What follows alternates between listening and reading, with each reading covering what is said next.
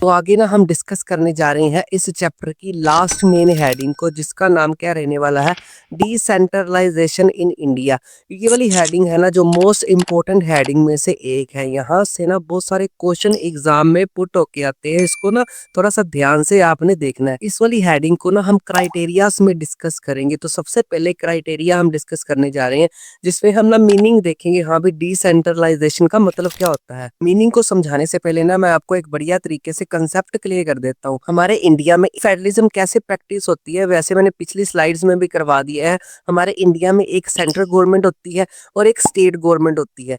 जब पावर, क्या बोला मैंने, जब पावर को सेंट्रल गवर्नमेंट से भी लिया जाता है कुछ पावर को, और कुछ पावर को स्टेट गवर्नमेंट से भी लिया जाता है, और फॉर्मेशन की जाती है लोकल गवर्नमेंट की, उस प्रोसेस को क्या बोला जाता है, डिसेंट्रलाइजेशन। कंसेप्ट क्लैरिटी होगी ना। हाँ, डिसेंट्रलाइजेशन का मतलब क्या होता है, तो इसका मीनिंग क्या बनेगा जो हमने एग्जाम में लिखना है।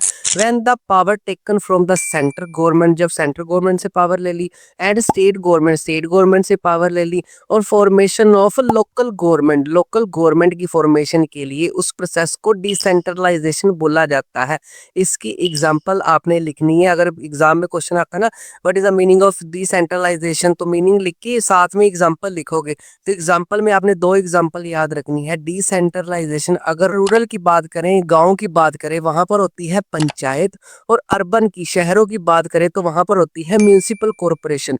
Municipal corporation and the panchayati system is the best example of decentralization in India. पहला मीनिंग वाला क्राइटेरिया समझ आ गया कि डिसेंट्रलाइजेशन का मतलब क्या होता है, जब पावर को शेयर किया जाता है, लोकल गवर्नमेंट बनाई जाती है। और वैसे भी आपको ना नोट्स में सारी मोतियों की जैसे आपको सारी हेडिंग्स बढ़िया तरीके से मिलेगी, आपको कोई भी टेंशन लेने की जरूरत नहीं है। अब हम नेक्स्ट क्राइटेरिया डिस्कस करते हैं इसकी हिस्ट्री के बारे में। हाँ भी डिसेंट्रलाइजेशन कैसे हुआ, इंडिया में कब हुआ, कौन सी अमेंडमेंट थी, ये सारी चीजें मैं यहाँ पर क्लियर करने जा रहा हूँ। अब आपने एक डेट याद रखनी है। इन 1992 में ना दो अमेंडमेंट हुई थी। याद रखने का तरीका, 1992 लास्ट में 2 है, तो यहाँ पर दो अमेंडमेंट्स हुई थी। अमेंडमेंट का बेसिकली मतलब होता है, जब भी हम कॉन्स्टिट्यूशन में कोई भी चेंज करते हैं, हम नहीं करते, लोकसभा और राज्यसभा में अप्रूव होने के बाद जब कॉन्स्टिट्यूशन में चेंज किया जाता है, तब वो अमेंडमेंट कहलाती है। तो अमेंडमेंट का मतलब क्या बना, जब कोई सरकार कॉन्स्टिट्यूशन में, संविधान में कुछ चेंजेस करती है, उसको अमेंडमेंट बोला जाता है। अमेंडमेंट कौन से नंबर की दो हुई थी, एक हुई थी 73rd अमेंडमेंट, मतलब 73rd नंबर वाली अमेंडमेंट,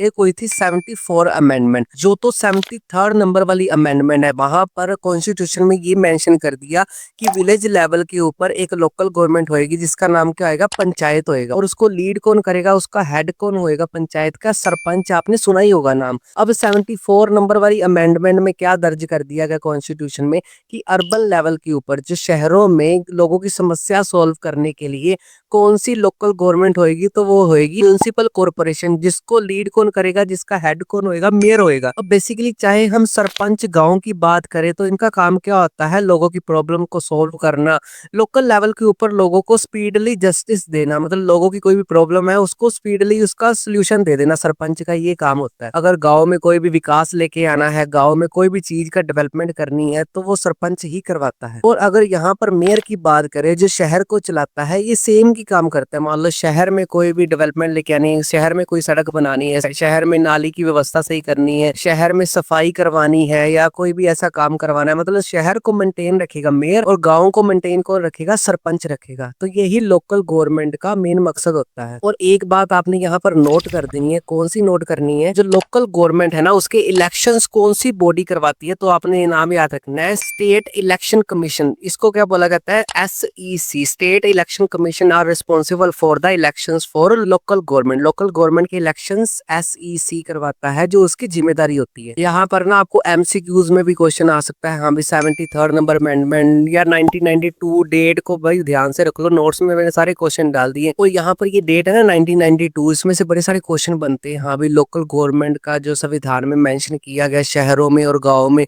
वो कब हुआ, 1992 को। ये अमेंडमेंट डेट्स याद रखनी है, 73rd नंबर वाली और 74 नंबर वाली। एक काम करते हैं, मैं ना यहाँ पर आपको एक QR शो कर देता हूँ। जब भी आप ये वाली वीडियो देखोगे, चाहे कितने भी साल बाद, यहाँ पर आपको एट प्रेजेंट इंडिया में कितनी अमेंडमेंट्स हो गई, कितने कॉन्स्टिट्यूशन में चेंज हो गए हैं, वो आपको यहाँ पर शो हो जाएंगी। मतलब आज तक इंडिया में संविधान में कितने चेंजेस हुए, यहाँ पर आपको लिस्ट आ जाएगी प्रॉपर। 100+ है 100 से भी ज्यादा है, उसको आप पढ़ के अपनी नॉलेज को बढ़ा सकते हो। अब बेसिकली लोकल गवर्नमेंट का एम क्या होता है, चाहे वो गाँव में हो चाहे वो शहरों में, settled people issue at local level, लोगों की प्रॉब्लम्स को लोकल लेवल के ऊपर ही सोल्व कर देना। अब सोच के देखो, आप मान लो कोई गाँव के बंदे को कोई प्रॉब्लम है या शहर के एक आम से बंदे को कोई प्रॉब्लम है, वो कहाँ पर जाएगा? वो प्राइम मिनिस्टर के पास जाएगा या प्रेसिडेंट के पास जाएगा? वो तो अपने सरपंच के पास चला जाएगा, हाँ भी सरपंच जी मेरे को ये प्रॉब्लम है। और मेयर के पास चला जाएगा अगर शहर का होगा, हाँ भी मेयर साहब मेरी गली की नालियां नहीं सही है, उसको सही करवाओ आप, हमने आपको वोट दी है। तो बेसिकली लोकल गवर्नमेंट का एम यहाँ पर क्या होता है, लोगों की प्रॉब्लम्स को ग्राउंड लेवल के ऊपर ही सोल्व कर देना। आई होप कि 2 क्राइटेरियाज आपको समझ आ गए मीनिंग और हिस्ट्री के बारे में। अगला मोस्ट इंपोर्टेंट क्राइटेरिया, यहाँ से भी बहुत सारे क्वेश्चन आते हैं, वो कौन सा क्राइटेरिया है? Structure of Panchayati Raj system. Structure ऐसे है, जो इंडिया का पंचायती राज सिस्टम है ना, वो 3 टायर सिस्टम से चलता है। 3 levels of Panchayati Raj system की क्वेश्चन आया था पिछली बार 3 मार्क्स का, तो आपने तीनों पॉइंट्स को बढ़िया तरीके से इलेबोरेट करना है मेरे समझाने के बाद। ये लेवल ना हम नीचे से शुरू करेंगे, जैसे जैसे ऊपर जाएगा उतना उतना लेवल हाई होता जाएगा। सबसे पहले आता है ग्राम पंचायत का। इसको कौन सा लेवल बोला जाता है? Village level. ग्राम का मतलब क्या होता है? गाँव। गाँव की पंचायत सबसे पहला लेवल है, जिसमें एक ही गाँव आता है, जिसमें एक सरपंच होगा, उसका हेड। पहला लेवल समझ आ गया, इसको हेड कौन करेगा? सरपंच करेगा। उसके बाद अगर बहुत सारी पंचायतों को मिला दिया जाए, सेकंड लेवल आ जाता है, जिसको क्या बोला जाता है? पंचायती समिति या मंडल भी बोला जाता है। आपको एग्जाम में आ सकता है एक्सप्लेन मंडल, तो वो सेकंड लेवल की बात कर रहा है। या आपको दूसरी तरफ क्वेश्चन आ सकता है एक्सप्लेन पंचायती समिति, तो सेम ही लिखोगे। इसको बोला जाता है ब्लॉक लेवल। पहला लेवल क्या था? Village level. एक ही गांव की सरकार होगी, वहां पर एक ही सरपंच उसका हेड होएगा। अब बेसिकली दूसरा लेवल है जो ब्लॉक लेवल है, इसमें क्या है, बहुत सारे विलेज की पंचायत आपस में मिक्स होके ब्लॉक बनाती हैं। इसमें ये पॉइंट समझ आ गया, हाँ भी made up of few panchayat. ये किससे बना होता है? बहुत सारी पंचायत को मिला के एक ब्लॉक लेवल बनता है, जो पंचायती राज सिस्टम का दूसरा लेवल है। इसको हेड कौन करता है? इसको बोला जाता है प्रधान, या इसको चेयरपर्सन बोला जाता है। आपने बस एग्जाम में ये याद रखना है, एग्जाम पॉइंट ऑफ व्यू से एमसीक्यूज आ सकता है। सेकंड लेवल का नाम क्या है, या तो ये पूछा जाएगा। अभी पंचायती समिति, और पंचायती समिति को हेड कौन करता है? या तो चेयरपर्सन या उसको प्रधान बोला जाता है। एज इट इज ही याद रखना है। विलेज लेवल समझ आ गया, ब्लॉक लेवल समझ आ गया। अब बात करते हैं थर्ड और लास्ट इसके लेवल की, जो सबसे हाईएस्ट लेवल बोला जाता है, उसको क्या बोला जाता है? जिला परिषद। जिला परिषद को बोला जाता है डिस्ट्रिक्ट लेवल। ये डिस्ट्रिक्ट लेवल के ऊपर लोगों की प्रॉब्लम्स को सोल्व करती है। ये कैसे बनी होती है? बहुत सारे ब्लॉक्स को मिला के। मतलब आपने यहाँ एक चीज याद रखनी है, विलेज लेवल में विलेज एक ही होगा। जब बहुत सारे विलेज बन जाते हैं तो वो बन जाता है ब्लॉक लेवल। जब बहुत सारे ब्लॉक इकट्ठे हो जाते हैं वो डिस्ट्रिक्ट बन जाता है। इसको बोला जाता है हाईएस्ट इंस्टीट्यूशन। अगर पंचायती राज सिस्टम का हाईएस्ट इंस्टीट्यूशन आपको एमसीक्यूज में आ रहे तो वो है जिला परिषद। इसका हेड कौन होता है? या तो एमएलए होएगा, या होएगा कोई भी लोकसभा का मेंबर। इसका इलेक्टेड पर्सन जो होएगा ना, इसका हेड होएगा। वैसे तो सारे इलेक्टेड पर्सन है, यहाँ पर आपने क्राइटेरिया याद रखने हैं। हाँ भी विलेज लेवल का सरपंच होएगा, वो भी इलेक्टेड है 5 सालों के लिए। और ब्लॉक लेवल का जो प्रधान है या चेयरपर्सन है, वो भी 5 सालों के लिए इलेक्टेड पर्सन है। और जो लास्ट में जिला परिषद हाईएस्ट इंस्टीट्यूशन है, वो एमएलए या लोकसभा के मेंबर जिसको हेड करते हैं, मेंबर ऑफ लेजिस्लेटिव असेंबली में। ये तो थी फुल स्ट्रक्चर किसकी? पंचायती राज सिस्टम की। यहाँ पर जितने भी क्वेश्चन मैक्सिमम से मैक्सिमम कवर होते हैं ना, मैंने नोट्स में सारे डाल दिया। आप टेंशन फ्री होके पढ़ के जाओगे ना, आपकी यहाँ से 101% रिजल्ट मिलेगा। उसके बाद लास्ट इसका क्राइटेरिया डिस्कस करते हैं, फिर ये हेडिंग और चैप्टर को फिनिश करते हैं, जो क्या है? Advantages of local government. हाँ भी लोकल गवर्नमेंट होने के क्या क्या एडवांटेजेस है। इसका फर्स्ट बेनिफिट है reduction of burden of the central government. Central government की जो बर्डन है ना, उसको कम करता है। फॉर एग्जाम्पल सेंट्रल गवर्नमेंट में हमारा ना पीएम बैठा होता है। अब इंडिया इतनी ज्यादा बड़ी है ना, बेसिकली क्या होता है, किसी भी गांव में, किसी भी छोटे से शहर में किसी को प्रॉब्लम है ना, वो किसी के पास जाएगा? सीधा के सीधा पीएम के पास ही जाएगा। ऐसे सोचो कोई प्रॉब्लम आ गई, सारे पीएम के पास ही जा रहे हैं। सेंट्रल गवर्नमेंट के पास इतना ज्यादा बर्डन हो जाएगा, किस किस की प्रॉब्लम सोल्व करे। तो उन्होंने पावर्स को डिवाइड किया, उसको फेडरलिज्म बोलते हैं। और फेडरलिज्म में क्या है? डिसेंट्रलाइजेशन करती, लोकल गवर्नमेंट करती, जिसमें क्या है, लोगों की प्रॉब्लम्स को लोकल लेवल के ऊपर सोल्व किया जाता है।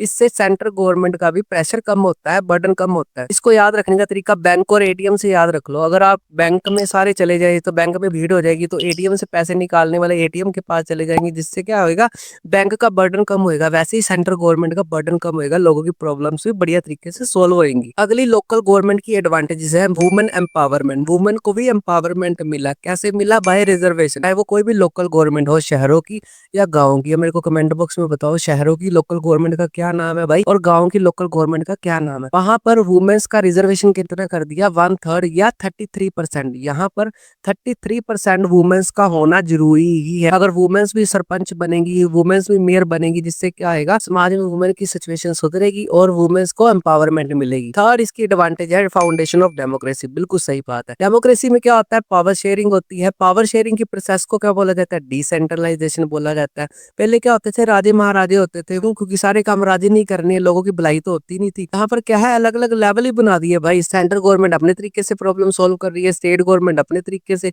और लोकल गवर्नमेंट अपने तरीके से।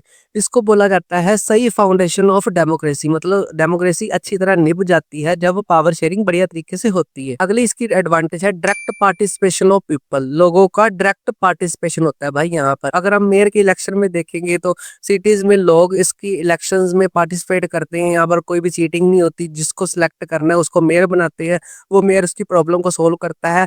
अगर लोगों को लगता है मेयर या सरपंच उनकी बात नहीं सुनता, तो आने वाले 5 सालों में वो चेंज भी हो जाते हैं। तो लोगों का डायरेक्ट पार्टिसिपेशन होता है। ऐसे नहीं है कि एक बार जो सरपंच बन गया, एक बार जो मेयर बन गया सारी उम्र के लिए, वो 5 सालों के लिए चेंज होता है। तो उनको भी डर होता है, हाँ भी हमने भी काम करना है, चाहे वो सरपंच है चाहे वो मेयर है। लास्ट इसकी एडवांटेज है लोकल है बेटर नॉलेज। मैं ना अपने ऊपर एग्जांपल लेके यहाँ पर समझाता हूँ। जो लोकल पर्सन होता है ना, उसको बेटर नॉलेज होती है उसके एरिया में क्या सही करवाना है। अब पीएम को तो नहीं पता होगा ना, हाँ भी मेरी गली में क्या प्रॉब्लम है, मेरी स्ट्रीट में क्या प्रॉब्लम है, रात को स्ट्रीट लाइट जगती है कि नहीं जगती, कोई स्ट्रीट में एक्सीडेंट हो रहे हैं, ये बात तो मेरे को ही पता है ना। तो पीएम को पता है ना, तो प्रेसिडेंट को पता है। तो मैं अपनी बात लेके अपने या तो गांव में होगा तो सरपंच के पास जाऊंगा, मेरे को ज्यादा पता होगा मेरी प्रॉब्लम्स के बारे में, तो मैं अपनी प्रॉब्लम्स को लोकल लेवल के ऊपर भी सोल्व करवा सकता हूँ। ये है advantage of local government. I hope ये एडवांटेज वाला कंसेप्ट भी यहाँ पर समझ आ गया।